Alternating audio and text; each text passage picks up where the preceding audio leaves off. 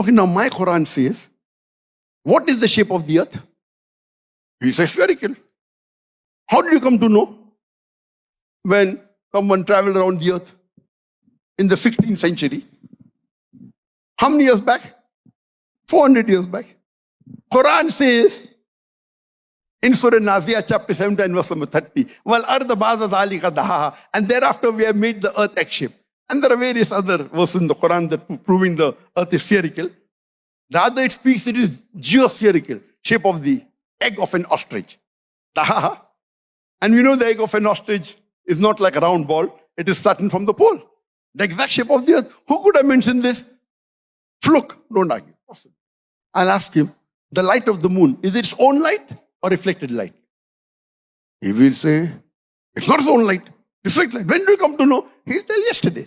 Yesterday in science means 50 years back, 100 years back, 200 years back. But the Quran says in Surah Furqan chapter 25 verse number 61 that Allah has placed the constellation in the skies and placed Siraj, sun, having a light of its own, the Shams, and Qamar, the moon, having Nur, a reflected light. The Quran says the light of the sun is its own light, described as Siraj, Wahaj, or Diya, meaning own light, lamp, torch. And the moonlight is described as Nur or Munir, a borrowed light or reflected light. So what you came to know yesterday in science, 100 years back, 200 years back, 300 years back, my Quran says the moonlight is reflected light. 1400 years back, who would have said that? So he will give a pause, like, oh, maybe your prophet was a genius. Oh, don't argue. Continue. The sun. Does the sun, we know the planets revolve. Does the sun rotate? He said, yes. When you came to know? When I was in school, I read in 1982 that the sun revolves but does not rotate. Now science tells us that the sun rotates and takes about 25 days to complete one rotation. What I did not know in school, Allah says in the Quran in Surah Anbiya chapter 21 verse number 33. It's Allah who has created the night and the day. The sun and the moon. Each one traveling in the orbit with its own motion. Yasbahun describe the motion of a moving body. If on the floor, it will mean he's walking. If in the water, it will mean swimming. For a celestial body, it is rotating. What I did not know in school, now in your school it is mentioned because now the books have been revised. So what I did not know 50 years back, Allah says in the Quran, the sun is rotating. Who could have mentioned that? There'll be a big pause. Don't wait for the answer, continue.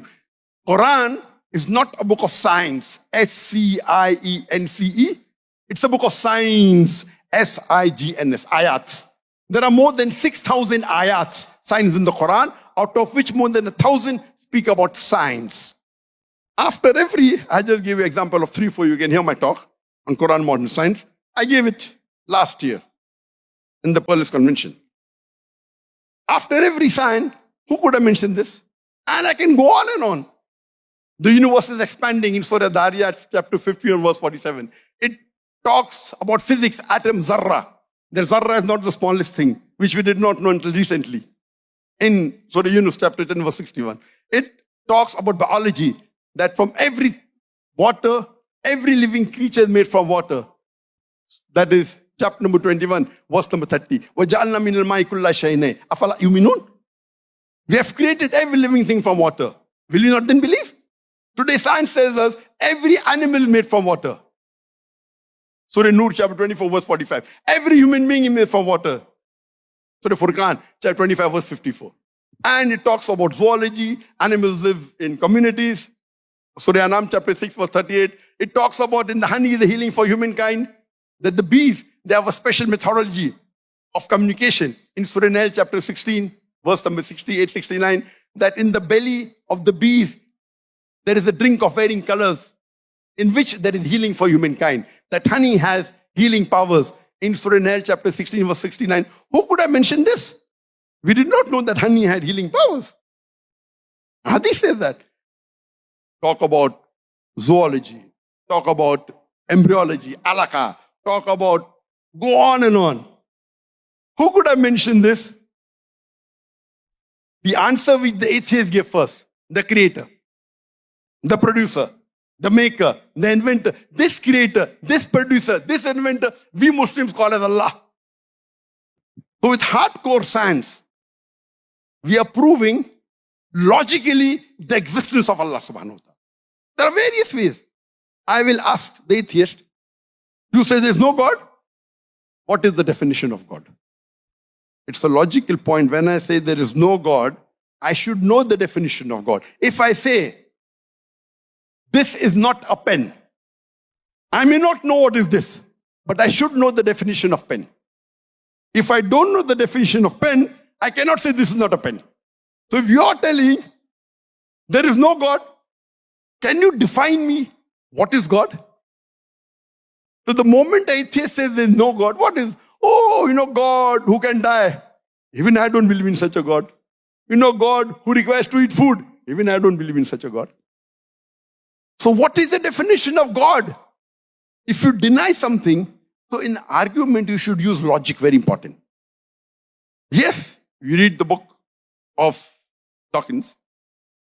Burton is, he says that if someone says that the kettle is revolving around the earth, it is his job to prove. Yes.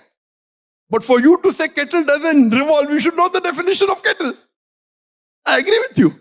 It's not your job to prove that God exists, but it's your job to define what is God, if you say God doesn't exist. And then whatever definition he gives, we say, the right definition is Surah Ikhlas, chapter number 112, verse number 1 to 4. Qul huwallahu ahad, says Allah one and only. Allahu samad, Allah the absolutely eternal. Lam yalid wa lam yulad, he begets not, nor is he begotten. Wa lam yakul lahu kufuwan ahad, there's nothing like him. So this is the 4-line definition given about Allah subhanahu wa ta'ala in the glorious Quran. If any individual agrees with this 4-line of definition, whoever you assume to be God, we Muslims have got no objection accepting that entity to be God. So this, and if we hear man talk on does God exist, it has various different ways of how to prove the existence of God. And wallahi, only with the Quran can you prove the existence of Allah. Hardcore existence. All the other philosophical debates that we have can be argued upon. So I tell the Muslims, use the Quran. There is no better way than the Quran to prove the existence of Allah. If you use any other book, you will fail. This is the prophetic method. Use the prophetic method. How when Rasulullah sallallahu alaihi wasallam in Masjid al-Nabi, when the Nasaras, the Christian asked him, who is Allah?